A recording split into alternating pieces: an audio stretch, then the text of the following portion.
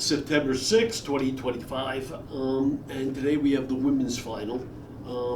We have Irina Sabalenka playing Amanda Anisimova, and despite the name, she's an American. And what's so neat with Anisimova is she was destroyed. She made it to the finals of Wimbledon. Incidentally, she beat Sabalenka in the semis. And incidentally, when you look at their past histories, she has Sabalenka's number. But at Wimbledon, she was destroyed. What's destroyed? Double bageled. 6-love, to what's her name? The Polish gal. Swiatek? Swiatek.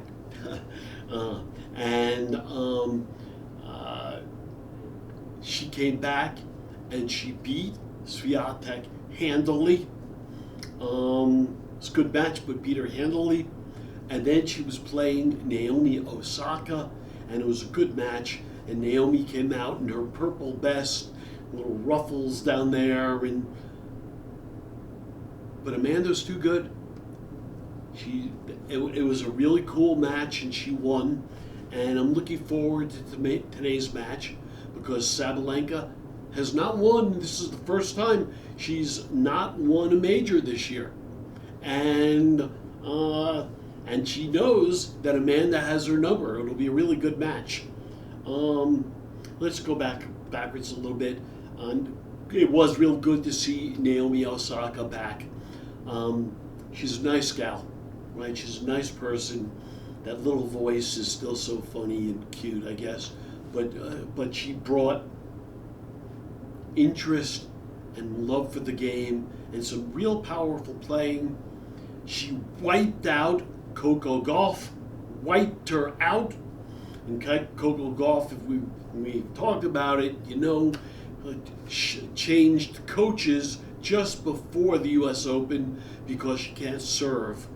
But getting wiped out by Naomi Osaka, it was way beyond just the serve.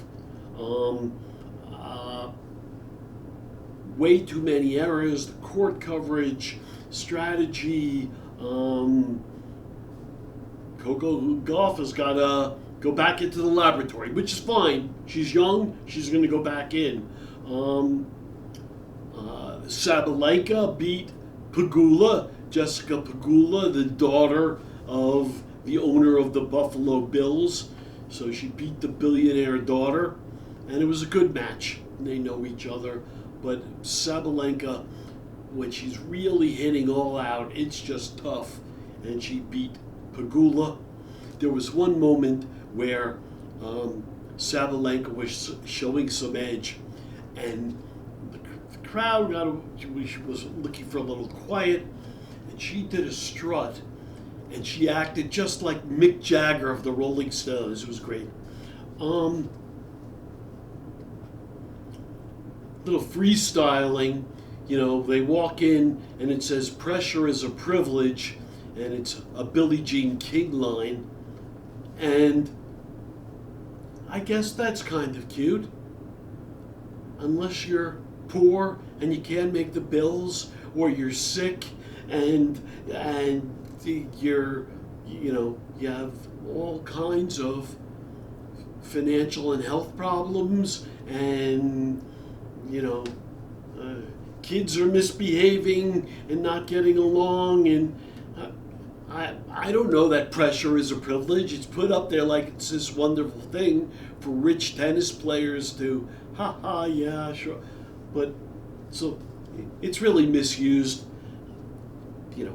Coping with pressure obviously goes a long way to winning the U.S. Open, but pressure is a privilege. When you're at the U.S. Open, fine. Anywhere else, not necessarily.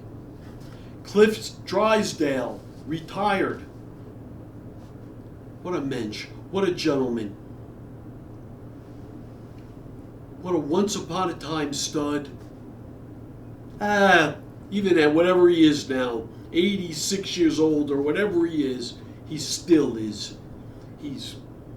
And only praise for him, for what he did for tennis and ESPN and all the people that he in turn coached and helped get their start in broadcasting. Good for you, Cliffy. Turns out he's really very dear friends with Jack Nicklaus. And I guess that's great, except Jack Nicklaus is this sick MAGA nut. And so, boy, I hope, Cliffy, that has not leapt across your aisle, because you've seen a lot of people and players come from low places to become stars, and that's not what MAGA stands for. Djokovic played in the quarters. He played the American Taylor Fritz, and Taylor Fritz, I believe, was seeded third or fourth in the tournament. And big serve. He's big. He's 6'7". But he's never beaten Djokovic. And now he's 0 for 13. And one of the things for me, you think about all the time, yeah, certainly on the ladies' side, but on the men's side too, you spend on looking good in your outfit and how you're going to present yourself. And there's Taylor Fritz in one of the biggest matches of his life, and he's wearing a Hugo, but it's a Boss headband, and he's wearing it backwards. It says Saab. It doesn't say Boss. And for me, that was all you needed to know. You weren't going to win this match.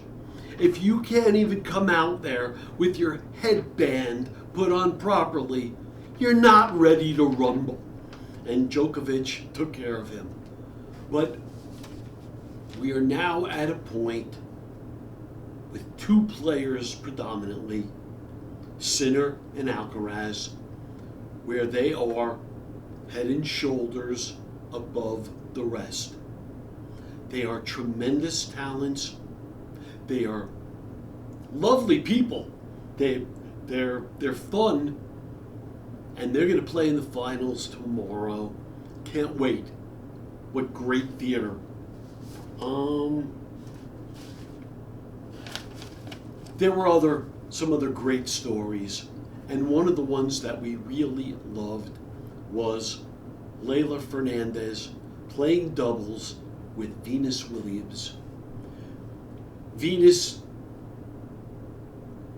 she played nicely, but she lost in singles, as she should have. But Leylah gave her a second chance to have her moment. And it brought great attention to doubles and to women's doubles that really never gets attention. And great attention, more attention to Venus. And Leylah, who's comparatively a little pixie and a good singles player, she's really not a great volleyer, but she, for a while, really carried the team, being all over. And at the same time, she did it in an understated way, letting all of the attention be focused on Venus. And yet, she was a joy to watch. And ultimately, they lost to Taylor Townsend and her partner, starting with an S, hard to remember her name. I have it somewhere.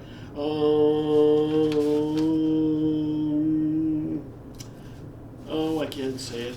Okay, lost to her partner. And they're a good doubles team. So once you put Leylah and once you put Venus against real good doubles competition, they were destroyed, but it was a great story. And it made me think about Wimbledon. when Emma Raducanu was going to be playing with Andy Murray in Andy Murray's final tournament.